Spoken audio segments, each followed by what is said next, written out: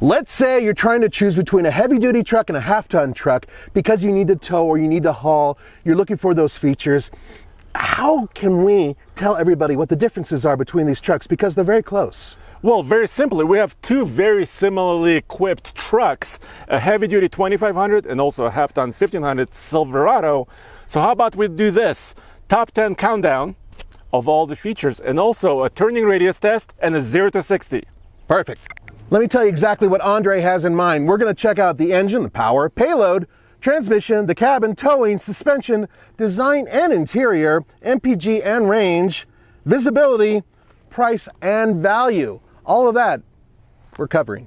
Here's another funny part. You can get both of these trucks, a heavy duty and a light duty, for the same price at about 60 grand, really well equipped. But in this case, we have an LTZ package truck with max tow.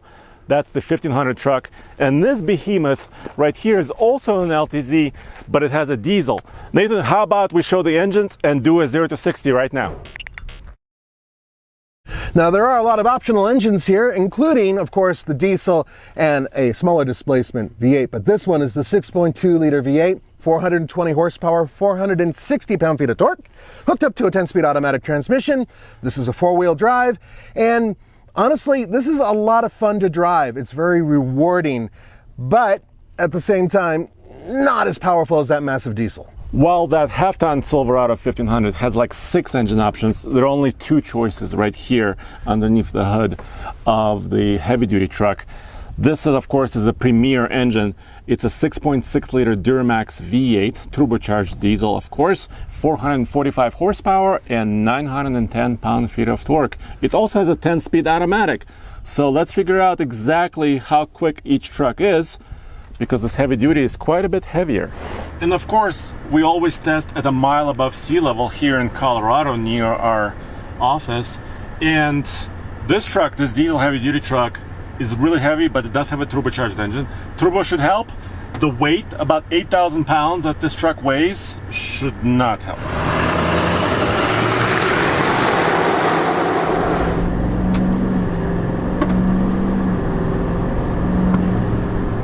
8.71 is my 0 to 60. I think I could do it a little bit better, maybe 8.5, but that's basically all I can do.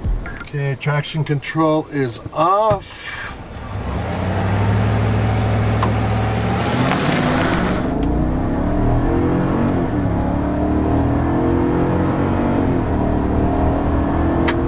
Bang! So what was your damage? Have a look. Look at the memory. Oh, was this it? 8.29? So mine was 8.7. That's actually really close considering how much more you weigh than I do. I mean, yeah, I weigh like a ton extra, maybe more. Whew. I interrupt this video for this week's TFLBIDS bargain. We sell many cool trucks and off-road SUVs, and this is a blast from the past. This is a 1995 Nissan Pathfinder XE V6 4-door, 4-wheel drive, but it's in tip-top shape. This one belongs to the studios, belongs to us, and we've done many different videos with it, including going off-road. Very minimal rust, incredible interior, the V6 engine that just sings.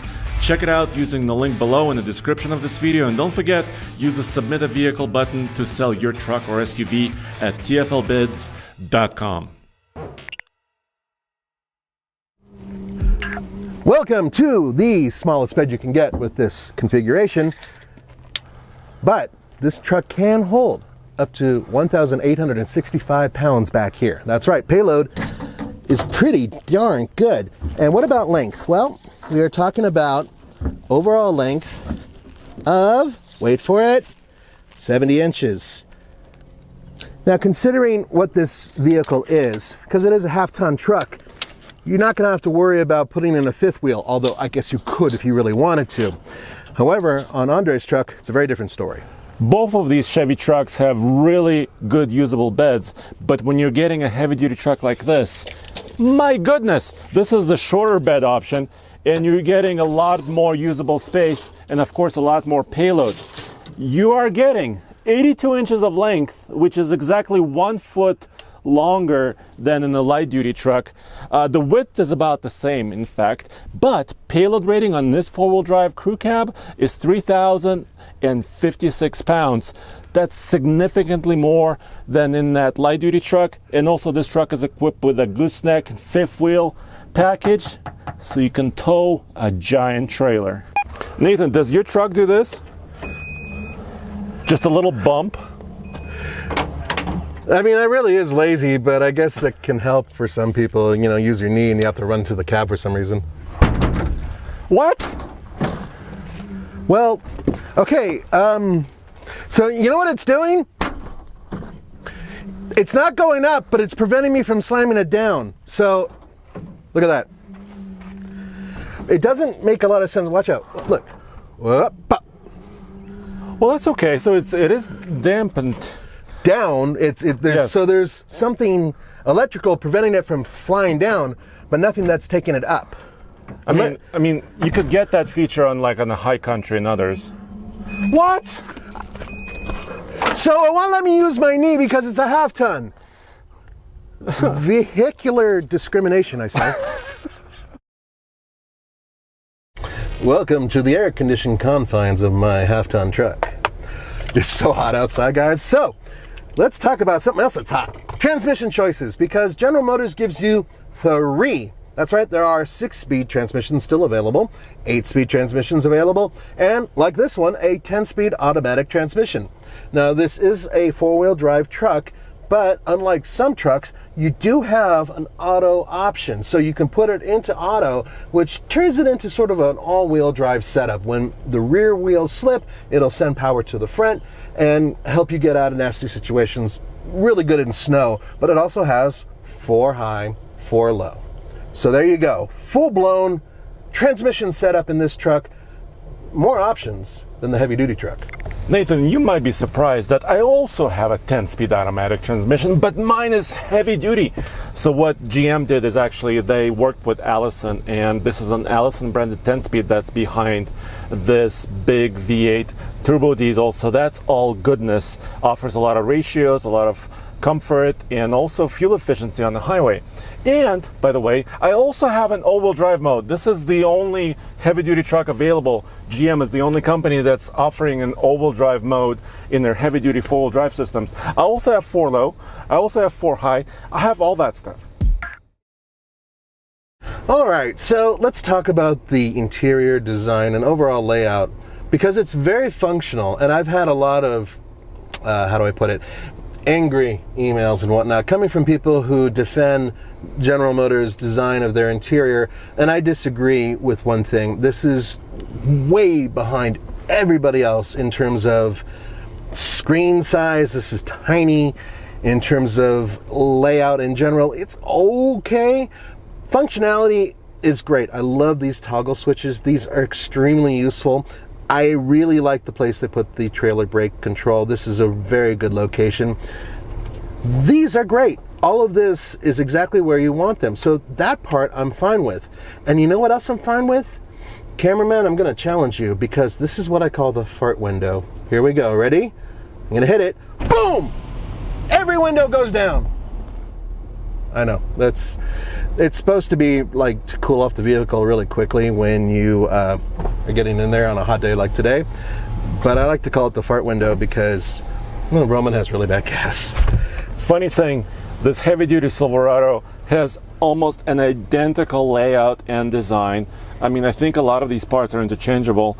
I do have my piano keys here as well. I do not have the fart window, unfortunately. This is a hill descent control instead for me.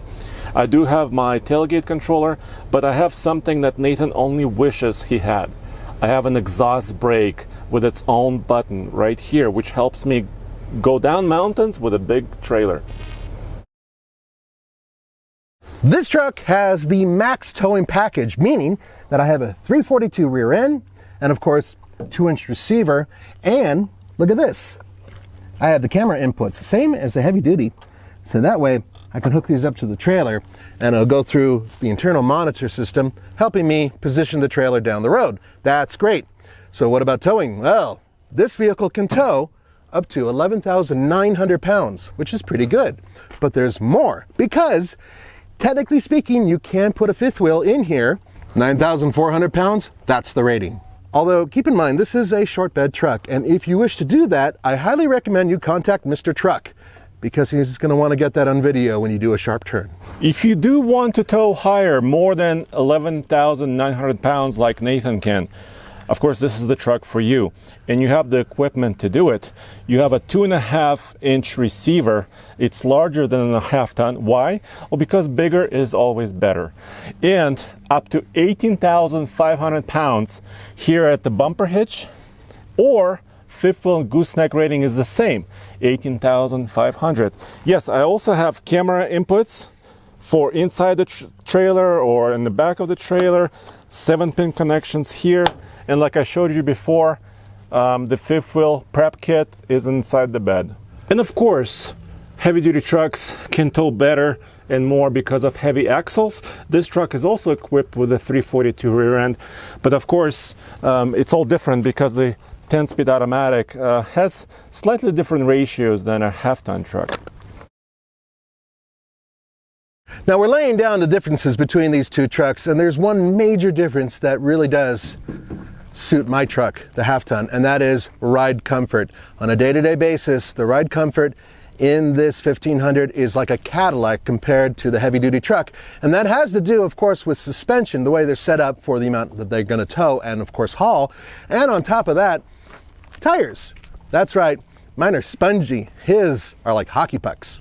All right, Nathan, I'll give you this. The half-ton truck has a really nice ride, especially in that Silverado 1500. But here, it's not as awful as you might think. Yes, I have more leaf springs, but this truck is also equipped with a Z71 off-road package, which means Rancho shocks, which means slightly better ride, and also independent front suspension. This is the only heavy-duty truck currently with this suspension setup. Others have a solid front axle. So actually, as ride comfort is concerned, this is not too bad. All right, dude, we're almost done with a countdown of features, but before we move on, Nathan, what do you say? Let's do a turning radius test. Let's see how maneuverable these trucks are. Dynamite! So for the turning diameter test, we're going to do it like this. The passenger side front tire is at the cone. Then Nathan is going to go full lock, make a 180, and we'll mark it with a cone. Yes, I know we can look at spec sheets for turning radius measurements, but this is the real world. Let's figure this out.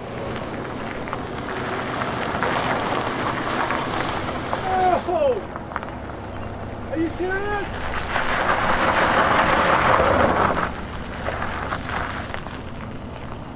Ah! So I'm gonna have to try to beat that. So you know we're a pretty high-end outfit, and as such, what we're aiming for is for him to miss the horse pucky over there.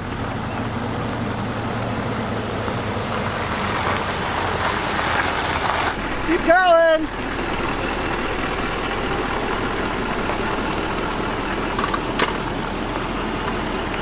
Yeah, you're really not gonna make it.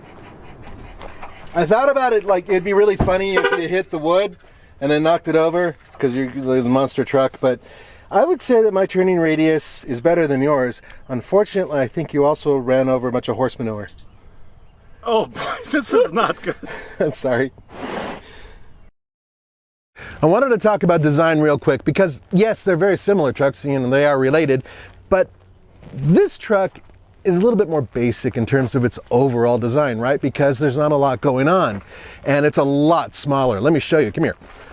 Now, this hood difference alone is enough to say, there might be a difference. But it gets even better because this functional hood scoop is surrounded by chrome. In fact, there's so much chrome on this that it will blind people if you're behind them. There's not as much chrome on this one. So that's something to keep in mind. I'm not a big chrome person myself, you might be, but I wanted to show you the biggest design difference between the two of them other than height, and that's over here.